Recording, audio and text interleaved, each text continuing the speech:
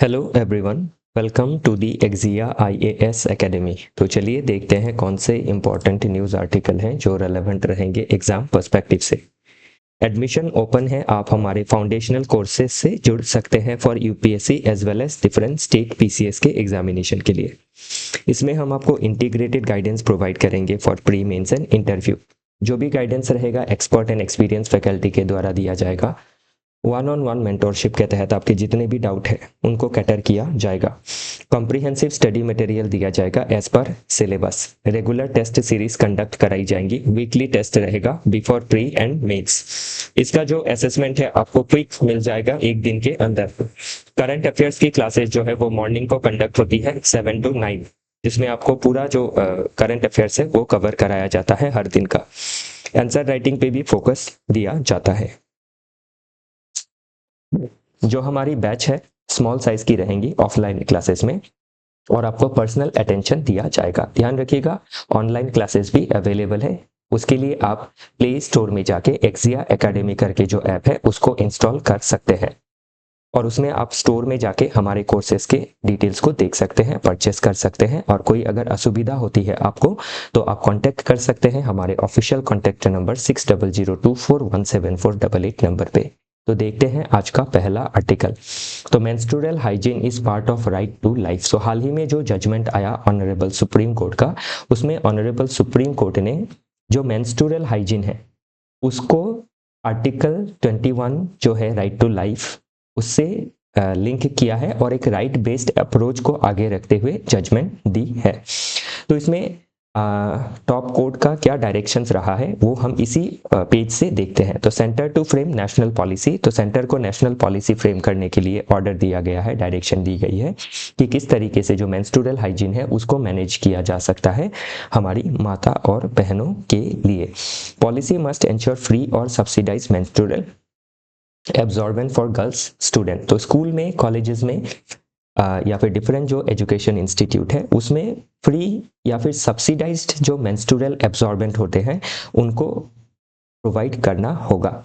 फिर states to ensure separate functional toilets for girls in schools. तो school में या फिर डिफरेंट एजुकेशन इंस्टीट्यूट में गर्ल्स के लिए सेपरेट हाइजेनिक टॉयलेट का जो व्यवस्था है वो करना पड़ेगा, और कंडक्ट करना पड़ेगा regular sensitisation programme on menstrual health in school, क्योंकि मेंस्ट्रुअल हेल्थ खराब होने की वजह से आपकी बहुत सारी जो हमारी छात्रियां हैं उनकी इवन डेथ तक हो जाती है। तो इससे इसीलिए क्या है, जरूरी है कि सेंसिटाइजेशन प्रोग्राम को लाया जाए। और जो आपकी because of menstrual issues sanitation facilities ना होना, सैनिटरी पैड्स का अवेलेबल ना होना, ये सभी एक आपकी कारण है of school drop out of girl children या फिर गर्ल स्टूडेंट। तो वो हमें इसमें ध्यान रखना काफी जरूरी है, और उसी को ध्यान में रखते हुए ऑनरेबल सुप्रीम कोर्ट ने ये जजमेंट दिया है। और curriculum should include age appropriated menstrual health education. और जो करिकुलम रहेगा, जो चीजें पढ़ाई जाएंगी उसमें एज अप्रोप्रिएट, तो जिस एज में आपकी मेंस्ट्रुएशन होने होती है उस समय या फिर उससे ठीक थोड़ा पहले स्पेशली गर्ल को और बॉय को भी सेंसिटाइज करना होगा, क्योंकि मेंस्ट्रुएशन को भी बहुत समय पे क्या है, एक आपका मॉक किया जाता है या फिर बेशरम की तरह आपकी जो है इनसेंसिटिव कमेंट्स पास किया जाना, ये सभी चीजें जो है दूर करनी जरूरी है इन हेल्थ इन एजुकेशन। तो उसके लिए मेंस्ट्रुअल हेल्थ एजुकेशन दिया जाना काफी जरूरी है स्कूल लेवल पे। गवर्नमेंट को इंश्योर करना है, government must ensure dignity, privacy and bodily autonomy of menstruating person in all education institutions. तो जितने भी एजुकेशन इंस्टीट्यूशंस है उसमें जो आपकी गर्ल है या फिर वुमेन है उनका dignity, privacy and bodily autonomy को इंश्योर करना पड़ेगा। तो ये किसके तहत आ जाता है, राइट टू लाइफ के तहत, right to life with dignity के तहत। और स्पेशल अटेंशन देना है कौन से बच्चियों को या फिर गर्ल को या फिर वुमेन को, जो marginalise and economically weaker sections के हैं। फिर आपका इसमें periodic monitoring and compliance mechanism को भी पुट फॉरवर्ड करना है, ताकि समय समय पे आपकी जो मॉनिटरिंग है, कंप्लायंस मैकेनिज्म है, उसको चेक किया जा सके। और सेंटर स्टेट को ये जो डायरेक्शन है बाय ऑनरेबल सुप्रीम कोर्ट, इसको 3 महीने के अंदर इम्प्लीमेंट करनी जरूरी है, एग्जीक्यूट करनी जरूरी है। तो अभी ध्यान रखिएगा कि जो हमारा आपका ये जजमेंट है, इसको हम article 21 plus 21 right to 21A right to education से जोड़ के देख सकते हैं। और इसमें ये चीज भी हम देख सकते हैं कि जो आर्टिकल 21 है वो समय के साथ किस तरीके से इवॉल्व हो रहा है। इसमें आप चाहे राइट टू प्राइवेसी कह लीजिए, राइट टू लाइवलीहुड कह लीजिए, right to portable drinking water कह लीजिए, राइट टू न्यूट्रिशियस फूड कह लीजिए, तो ये आर्टिकल 21 अपने आप में क्या है, काफी भारी है और काफी इंपॉर्टेंट है। अभी मेन बॉडी में अगर देखें तो एजुकेशनल बैरियर्स अगर देखें, स्कूल ड्रॉप आउट्स होती है गर्ल चाइल्ड की, क्यों? Because of menstruation. तो इसीलिए अभी मेंस्ट्रुएशन प्रॉब्लम नहीं है, मेंस्ट्रुएशन जो है वो आपकी कंप्लीटली नेचुरल है, बायोलॉजिकल है। तो इसके अभी एक बायोलॉजिकल प्रोसेस, एक नेचुरल प्रोसेस अगर हिंडरेंस बनता है तो ऑब्वियस है कि स्टेट को इसमें इंटरफेरेंस लाना पड़ेगा, फैसिलिटीज जो है वो प्रोवाइड करनी पड़ेगी। तो इसीलिए नो टॉयलेट्स नो चॉइस होती है। तो इसीलिए आपकी हाइजेनिक टॉयलेट होना, साफ सुथरे टॉयलेट होना, उसमें गर्ल्स के लिए जो फैसिलिटीज चाहिए, आपकी एब्जॉर्बेंट्स हो या फिर जिसको हम पैड भी कह सकते हैं, उनका अवेलेबिलिटी जो है वो उसको एंश्योर करना पड़ेगा।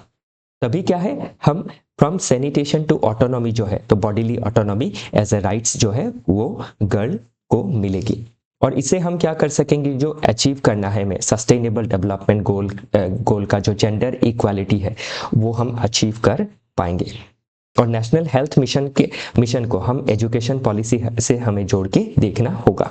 तो बाकी ध्यान रखिएगा, मैंने आपको जो आर्टिकल है इसका मोटा मोटा जो चीज़ें एग्जाम में पूछी जा सकती है उसको बताया है। बाकी अभी राइट टू एजुकेशन एक्ट कब आया, ये हमने आपको थोड़ा एडिशनल दिया है, हिस्टोरिकल एवोल्यूशन क्या है ऑफ एजुकेशन, तो उसको इसमें आप इसको थोड़ा सेल्फ प्रिपरेशन कीजिएगा। नेक्स्ट आर्टिकल है no more sticky issues to resolve in India US trade pact talks moving towards closure. तो अभी इंडिया यूएस के बीच में एक आपकी टैरिफ की जो तनातनी है वो हम देख सकते हैं, टैरिफ का तनाव देख सकते हैं। तो उसी तनाव को दूर करने के लिए हमारे कॉमर्स मिनिस्ट्री पीयूष गोयल जी काफी समय से हम ट्रेड टॉक्स में हैं, इंडिया यूएस ट्रेड टॉक्स। और फाइनली जो आपका ट्रेड पैक्ट है जो इंडिया यूएसए के बीच में कंक्लूड होने वाला है वो कंक्लूजन के समक्ष है, कंक्लूड किया जाएगा उसको अभी। तो इंडिया इवॉल्विंग ट्रेड पैराडाइम, ये UPSC as well as state PCS के लिए इंपॉर्टेंट रहेगा। तो पहला तो ये बात है कि हमें जो ट्रेड है विथ डिफरेंट नेशंस उसको क्यों बढ़ानी है। उसका मेन रीजन एक ये है कि हम बाय 2047 विकसित भारत बनना चाहते हैं, और विकसित भारत बनने के लिए इकोनॉमिक जो एंगल है वो काफी इंपॉर्टेंट रहेगा, like social, political and other जो सेगमेंट्स है उसके साथ ही। तो हमारा टारगेट है कि हम 30 ट्रिलियन इकोनॉमी बनना चाहते हैं बाय 2047। तो इसके लिए हम जो डिफरेंट नेशन के साथ एफटीए कर रहे हैं, फ्री ट्रेड एग्रीमेंट, उसका क्या ब्रेक थ्रू है वो हम इसमें थोड़ा बहुत देखने की कोशिश करेंगे। तो अभी हम क्या है, defensive from defensive to offensive strategy ले रहे हैं। तो पहले हम अपने मार्केट को बंद करके रखते थे, बाहरी सामान आने नहीं देते थे, अपने प्रोडक्ट की क्वालिटी को जो है इम्प्रूवमेंट में कम ध्यान देते थे। लेकिन अभी क्या है, हम फ्यूचर बैक नेगोशिएशंस कर रहे हैं। तो इसमें हम अपैरल सेक्टर जैसे टेक्सटाइल हो गया उसको हम इम्प्रूव कर रहे हैं, लेबर स्टैंडर्ड्स को बढ़ा रहे हैं, कार्बन टैक्स जैसी जो प्रॉब्लम है उससे जूझने के लिए हम ग्रीन एनर्जी में शिफ्ट कर रहे हैं। तो हाल ही में अगर देखें यूरोपियन यूनियन के साथ फ्री ट्रेड एग्रीमेंट टॉक्स जो है फाइनलाइज हुआ है, यूके के साथ डील जो है ऑलरेडी फाइनलाइज हो गई है। तो यूएसए के साथ जो फ्री ट्रेड एग्रीमेंट है वो अपकमिंग है, इसको कंक्लूड किया जाएगा सून। तो इससे अभी क्या है, आप देख सकते हैं ईयू हो गया, यूके हो गया, यूएसए होने जा रहा है। इसी के साथ हम ओमान के साथ ट्रेड डील करना चाह रहे हैं, फिर आप न्यूजीलैंड के साथ भी फ्री ट्रेड एग्रीमेंट का टॉक्स चल रहा है। तो इससे क्या होगा, इन रीजन के बीच में इंक्लूडिंग इंडिया एक मोबिलिटी आएगी इकोनॉमी में, गुड्स एंड सर्विसेज का प्लस ह्यूमन रिसोर्सेज का प्लस एजुकेशन का प्लस टेक्नोलॉजी का। इसमें अगर थोड़ा बहुत हिस्टोरिकल इवोल्यूशन हम अगर देखें तो 1991 में देखें तो लाइसेंस राज था, कोटा राज था, और हम इंपोर्ट सब्सटीट्यूशन में ध्यान देते थे कि हम इंपोर्ट नहीं करेंगे, ज़्यादा से ज़्यादा जो इंपोर्ट लायक सामान है वो हमारे देश में ही हम बनाने की कोशिश करेंगे। लेकिन ये जो हमारा गोल था ये ऑलमोस्ट आपका सक्सेसफुल नहीं रहा। तो इसीलिए हमने 1991 से 1991 के बाद जो एलपीजी है, न्यू इकोनॉमिक पॉलिसी के तहत लिबरलाइजेशन, प्राइवेटाइजेशन एंड ग्लोबलाइजेशन को एंश्योर किया। और कॉशियस तरीके से हमने लिबरलाइजेशन किया। पूरी तरीके से लिबरलाइजेशन नहीं हुआ था, लेकिन उसके बाद हम क्या कर रहे हैं, 2014 के बाद ही मेक इन इंडिया हो, असेंबल इन इंडिया हो, स्किल इंडिया मिशन हो, स्टैंड अप इंडिया हो, स्टार्टअप इंडिया हो, इनके जरिए हम अपनी मार्केट को और ज़्यादा रोबस्ट बनाने की कोशिश कर रहे हैं। तो 2019 में एक RCEP करके था, जो south east Asian economies plus आपकी जो ओशनिया है, ऑस्ट्रेलिया, ओशनिया की जो देश है, ऑस्ट्रेलिया हो, न्यूजीलैंड हो, प्लस इसमें आपकी चाइना भी है। तो इसीलिए हमने ये RCEP, regional comprehensive economic partnership को एग्जिट कर दिया था, क्योंकि चाइना का कॉन्सर्न था कि बहुत ज़्यादा हमारा इसमें क्या है, बहुत ज़्यादा अगर हम इस पे देखें तो आपका चीप प्रोडक्ट्स आएंगे जिससे हमारा मार्केट खराब हो सकता है, इसीलिए हमने एग्जिट कर दिया। तो ये हमारा डिफेंस मैकेनिज्म था। तो अभी हम डिफेंस से क्या कर रहे हैं, ऑफेंस की तरफ जाने की कोशिश कर रहे हैं कि हमारे खुद के प्रोडक्ट्स को हम बेटर बनाने की कोशिश करेंगे। तो इसमें अगर अभी हम देखें तो हम ऑफेंसिव डिफेंसिव से ऑफेंसिव की तरफ जा रहे हैं। तो फ्री ट्रेड एग्रीमेंट क्या है, जो हम एक नेशन के साथ साइन करते हैं for free movement of goods and services as well as people. तो जिस तरीके से एग्रीमेंट हुआ है उसी तरीके से जो है फैसिलिटीज रहेंगी। कार्बन बॉर्डर एडजस्टमेंट मैकेनिज्म एक टैक्स है जो आपकी यूरोपियन यूनियन के नेशंस जो है इंडिया के ऊपर लगाती है। स्पेशली ये एलिगेशन लगाती है कि हम ज़्यादा नॉन रिन्यूएबल एनर्जी को यूज़ करके प्रोडक्ट्स बना रहे हैं।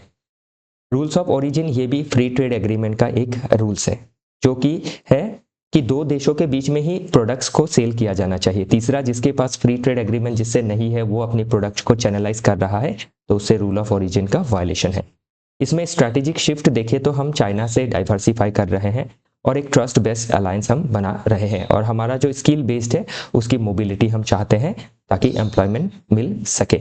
और एक हम ग्लोबल इंटीग्रेशन भी हम इसमें देख सकते हैं हमारे प्रोग्राम का, जो है आत्मनिर्भर भारत। चैलेंजेस में क्वालिटी स्टैंडर्ड को लेके एक चैलेंज आ सकती है, तो जैसे कि जो सैनिटरी फाइटोसैनिटरी मेजर्स लगाती है bye European union Nations and USA, Japan etcetera, तो ये एक प्रॉब्लम है, तो वो हमें ठीक करना ज़रूरी है, हमारे स्टैंडर्ड्स को ठीक करना ज़रूरी है। एक है स्पैगेटी बॉल इफेक्ट। तो स्पैगेटी बॉल इफेक्ट क्या है, हमारे देश में ट्रेड को लेके काफ़ी ज़्यादा रूल्स एंड रेगुलेशंस है, तो उसको हमें क्या करना है, मिनिमाइज करना है, ताकि ईज ऑफ डूइंग बिजनेस जो है वो बनी रहे। आत्मनिर्भर भारत के लिए हम क्या कर सकते हैं, वे फॉरवर्ड में कि डोमेस्टिक रिफॉर्म्स को ला सकते हैं ताकि स्पैगेटी बॉल इफेक्ट्स को हम दूर कर सके। ज़ीरो डिफेक्ट क्वालिटी को हम डेवलप कर सकते हैं कि कोई डिफेक्ट ना हो, और हम स्टेट के साथ पार्टनरशिप कर सकते हैं। और इसमें हमें गेम थ्योरी एक होता है, तो हमें जीरो सम से पॉजिटिव सम में जाना है। तो जीरो सम गेम क्या होता है, जैसे अभी हम चाइना के साथ ट्रेड कर रहे हैं तो उसमें हमारा नुकसान है, उनका प्रॉफिट है ज़्यादा, तो वो हो गया जीरो सम, किसी का नुकसान किसी का प्रॉफिट। पॉजिटिव सम में क्या है, दोनों को ही गेन गेन या फिर विन विन पोजीशन में रहते हैं, इसमें एक विन एक लूज होता है। तो ध्यान रखिएगा गेम थ्योरी क्या कहता है। तो हमें क्या चाहिए, वे फॉरवर्ड मैंने ऑलरेडी बताया, तो मैंने पूरा जो टॉपिक है आपको इसी एक स्लाइड में समझा दिया है। बाकी इसमें हमने ये चीज़ें जो है आपको पढ़ने के लिए हाईलाइट कर दी है और इसको एक्सप्लेन भी कर दिया है। चलिए आगे देखते हैं। Finance minister ask NABARD to study impact of RRB amalgamation. तो RRB क्या होती है, रीजनल रूरल बैंक। तो इनको 1960s 70s में डेवलप किया गया था। क्यों, ताकि जो रूरल एरिया है उसमें हम क्रेडिट फैसिलिटी प्रोवाइड कर सके, फाइनेंशियल इंक्लूजन कर सके, रूरल एरिया में जो आपकी डेवलपमेंट है, स्टैंडर्ड ऑफ लिविंग है, उसको बढ़ा सके और बैंकिंग पेनिट्रेशन को और आगे ले जा सके। और जो आपकी मनी लेंडर्स होती है या फिर नॉन स्टैंडर्ड जो आपकी लेंडिंग होती है, उनको दूर करके एक फॉर्मलाइजेशन हम कर सके। अभी क्या है, जब ये बैंकिंग सिस्टम लाया गया था तो 196 RRBs को बना दिया गया अभी तक, एमालगमेशन होने तक। और ये इसमें प्रॉब्लम क्या थी, बहुत ज़्यादा RRB थे हिसाब से ज़्यादा। तो अभी 28 स्टेट है हमारे पास, 8 यूनियन टेरिटोरी है, तो उस हिसाब से अगर देखें हमें 40-45 बैंक काफ़ी है। इतने 196 से क्या होता है, आपकी जो कॉस्ट है वो काफ़ी बढ़ जाती है। तो हाई कॉस्ट था, अबाउट 70% कॉस्ट था, कॉस्ट टू इनकम रेशियो, कि इनकम जितना हो रहा है उसमें 70 मतलब 100 रुपये इनकम कर रहा है बैंक, तो 70 रुपये कॉस्ट ही लग रहा है, सिर्फ 30 रुपये फायदे है। तो उसको अभी ऑप्टिमाइज कर दिया गया है अमालगमेशन करके 50%। फिर जो एक कैपिटल एडिक्वेसी रेशियो रखना होता है बैंक को, वो बेटर रखना होता है। कैपिटल एडिक्वेसी रेशियो क्यों रखता है, क्योंकि बैंक काफ़ी रिस्की काम करते हैं, लोन देते हैं, वो आ भी नहीं, वो लोन वापस नहीं आ सकता है, नॉन परफॉर्मिंग NPA बन सकता है, नॉन परफॉर्मिंग एसेट। तो उसको एडजस्ट करने के लिए कैपिटल एडिक्वेसी रेशियो रखा जाता है बाय बैंक। तो जब 196 थी तो कैपिटल एडिक्वेसी रेशियो 9 to 10% था। अभी जब एमालगामेट कर दिया जाएगा तो उससे 13 to 15% जो है वो कैपिटल एडिक्वेसी रेशियो आ जाएगी हमारे।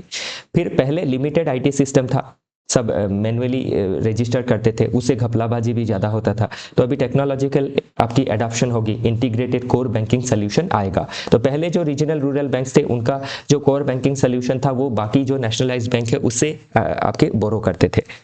फिर डुप्लीकेशन ऑफ फंक्शन बहुत ज़्यादा होता था, तो अभी वो कम हो जाएगी, ऑपरेशनल इफिशिएंसी बढ़ेगी और जो ऑपरेशन है वो स्ट्रीमलाइंड होगा। फिर गवर्नमेंट के ऊपर ज़्यादा डिपेंडेंट रहती थी कैपिटल वगैरह के लिए। अभी क्या होगा, ये बैंक को आईपीओ रेडी बनाया गया है कि आप आईपीओ जो इनिशियल पब्लिक ऑफरिंग होती है, तो बैंक को आरआरबी को पैसे चाहिए तो सिर्फ गवर्नमेंट के बजट के ऊपर डिपेंड नहीं रहेगी, वो खुद का आईपीओ भी मार्केट में इशू कर सकती है। तो इसलिए मार्केट ड्रिवन हो जाएगा और डिफरेंट लोग जो है आईपीओ को खरीद के बैंक को पैसे प्रोवाइड कर पाएंगे। ध्यान रखिएगा।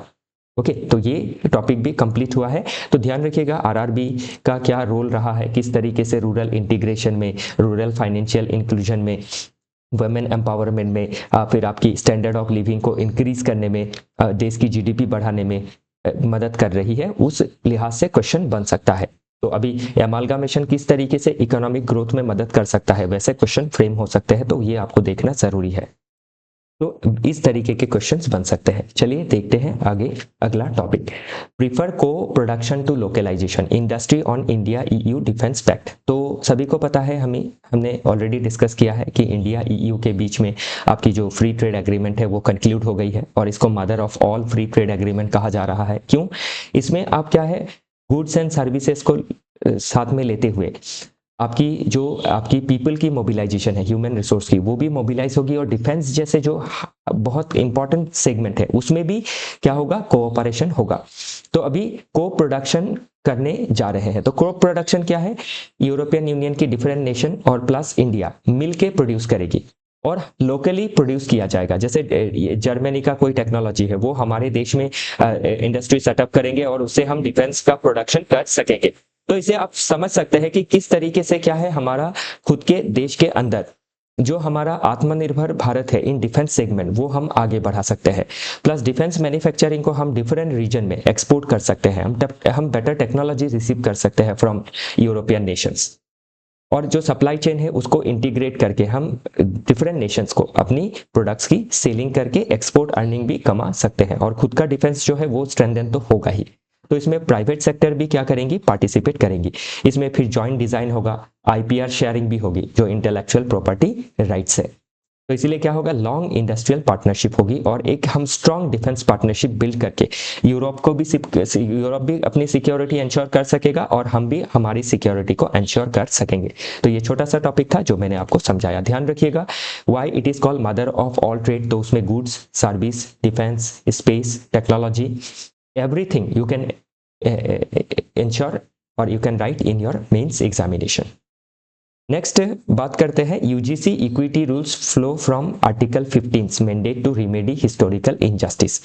तो क्या मुद्दा है, तो अभी हाल ही में क्या हुआ, हमारे जो देश के हायर एजुकेशन इंस्टीट्यूशंस है, वो चाहे आपकी यूनिवर्सिटीज हो या फिर टेक्नोलॉजिकल इंस्टीट्यूट्स हो, लाइक आईआईटी हो, आईआईएम हो, एनआईटीज हो, तो उसमें क्या है, जो आपकी मार्जिनलाइज सेक्शन ऑफ स्टूडेंट्स हैं, एससी, एसटी, ओबीसी, ये काफ़ी डिस्क्रिमिनेशन फेस करती है। तो उस डिस्क्रिमिनेशन को दूर करने के लिए ऑलरेडी हमारे देश में क्या है, आर्टिकल 15 है कि no discrimination based on caste, race, religion, sex, place of birth, ये मेंशन किया गया है। तो अभी इसको क्या है, डिफरेंट इंस्टीट्यूट में इंश्योर करने के लिए डिफरेंट इंस्टीट्यूशंस को रूल्स रेगुलेशंस फ्रेम करनी होगी। तो उसी के तहत क्या है, आपकी हायर एजुकेशन में यूजीसी ने डिस्क्रिमिनेशन के अगेंस्ट रूल्स बनाया था, लेकिन उस रूल्स में इतने कुछ स्ट्रिक्ट प्रोविजंस थे जिनको लाया गया था, तो इसका मिसयूज हो सकता था। इसीलिए for the time being honourable supreme court ने इसको हॉल्ट करके रखा है। तो अभी क्या है, जो हॉल्ट हुआ है, अभी जो ये डिस्क्रिमिनेशन है उसको लेके क्वेश्चंस बन सकती है। तो उसमें आपको क्या करना है, आर्टिकल 15 को इंक्लूड करके आंसर को लिखना है। हम आंसर लिखते हुए ये प्रोबेबली मिस कर देंगे कि आर्टिकल 14 और 15 क्या कह रहा है। तो article 14 equality before law and equal protection of law की बात कर रहा है। तो ऑनरेबल सुप्रीम कोर्ट ने इसीलिए हॉल्ट किया है कि आर्टिकल 14 जो है वो वायलेट हो सकता है इसमें, क्योंकि जो डिस्क्रिमिनेशन होती है जरूरी नहीं है सिर्फ मार्जिनलाइज सेक्शन के साथ होता है, no doubt maximum of the discrimination marginalise section के साथ होता है, लेकिन डिस्क्रिमिनेशन आपकी हायर कहने से गलत होगा, जो जनरल सेक्शन ऑफ पॉपुलेशन है उनके साथ भी क्या है डिस्क्रिमिनेशन हो सकती है। तो इसीलिए हमें आर्टिकल 14 एज वेल एज 15 दोनों को ही इंश्योर करना जरूरी है। तो रिवर्स डिस्क्रिमिनेशन का भी क्लेम हो सकता है कि जो जनरल कास्ट के स्टूडेंट है, अपर कास्ट के स्टूडेंट है, उनके साथ भी तो डिस्क्रिमिनेशन हो सकता है, तो वो देखना काफी जरूरी है। Harassment of upper caste student भी हो सकता है। अगर ये होता है और यूजीसी रूल्स में इनके लिए काफी व्यवस्था जो है बारीकी से नहीं रखी गई है, तो उससे आर्टिकल 14 वायलेट हो जाता है, इक्वालिटी।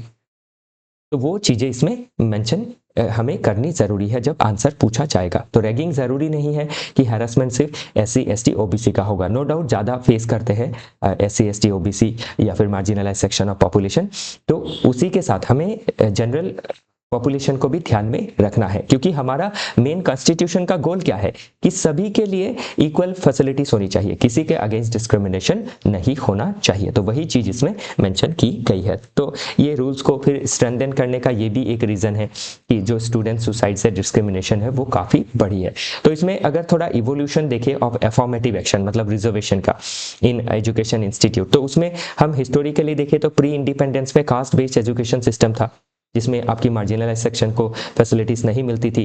1950 में कॉन्स्टिट्यूशन आया, तो कॉन्स्टिट्यूशन सभी के लिए आर्टिकल 14 इक्वालिटी इंश्योर करता है, 15 डिस्क्रिमिनेशन को हटाता है, 16 एक इक्वल अपॉर्चुनिटी के बारे में बात करता है।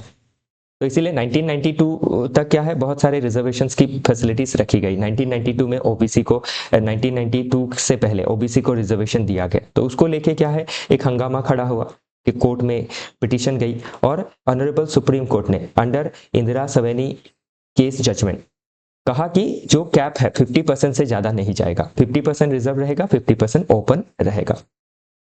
लेकिन फिर भी आज हम देख सकते हैं कि 16-19 के बीच में बहुत सारी जो स्टूडेंट है सुसाइड्स डिस्क्रिमिनेशन देखी गई है। तो 2026 में यूजीसी ने रेगुलेशन लाया था, लेकिन इसमें इक्विटी में कुछ प्रॉब्लम आई, तो इसीलिए इसको एक बार हॉल्ट किया गया है।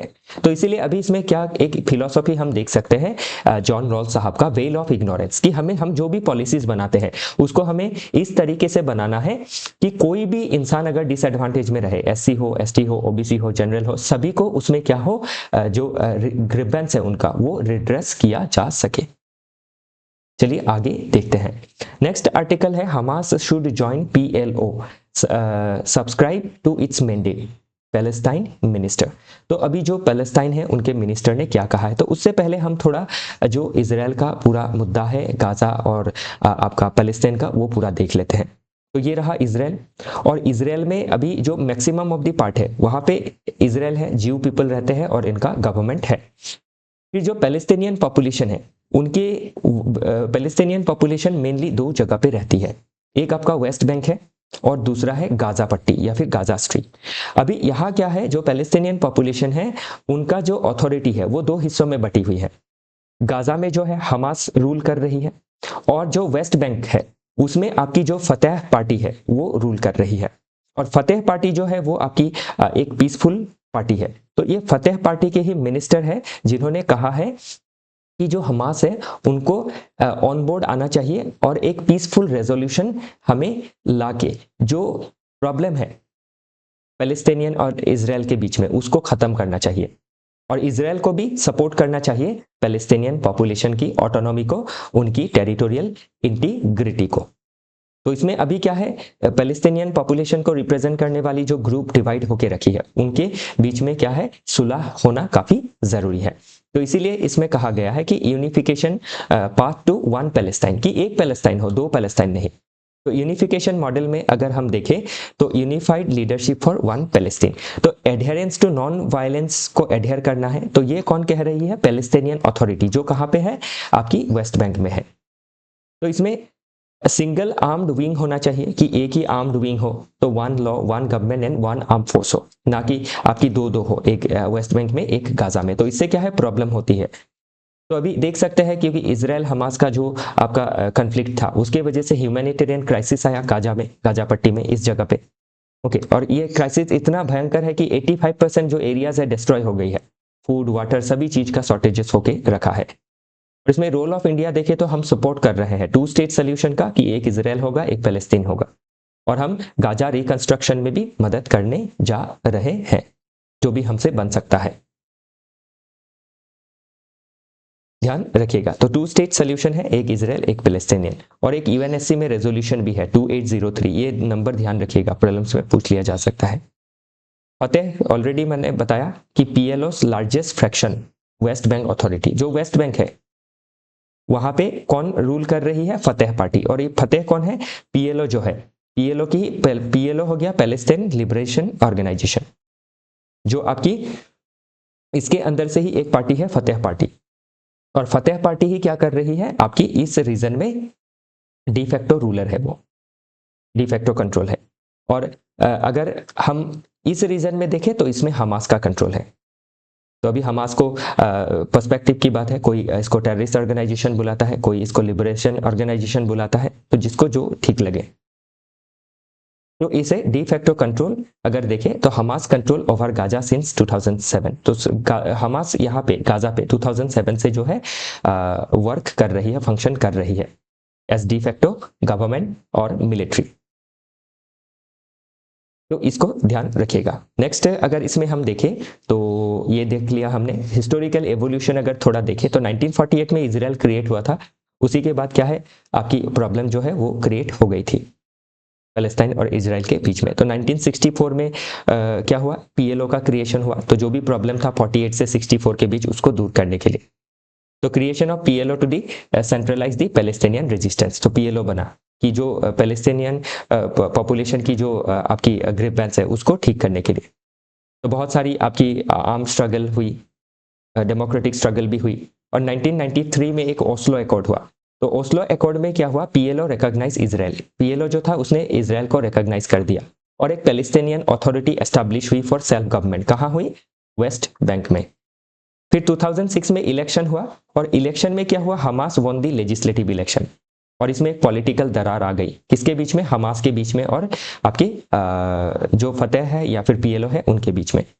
तो 2007 से क्या हुआ, गाजा और वेस्ट बैंक में एक स्प्लिट आ गया, और इस स्प्लिट की वजह से क्या हुआ, हमास ने गाजा को कंट्रोल किया और फतेह के लीडर ने वेस्ट बैंक को कंट्रोल किया, और इसी को कहा जाता है फतेह के अंदर जो गवर्नमेंट है पैलेस्टीनियन अथॉरिटी।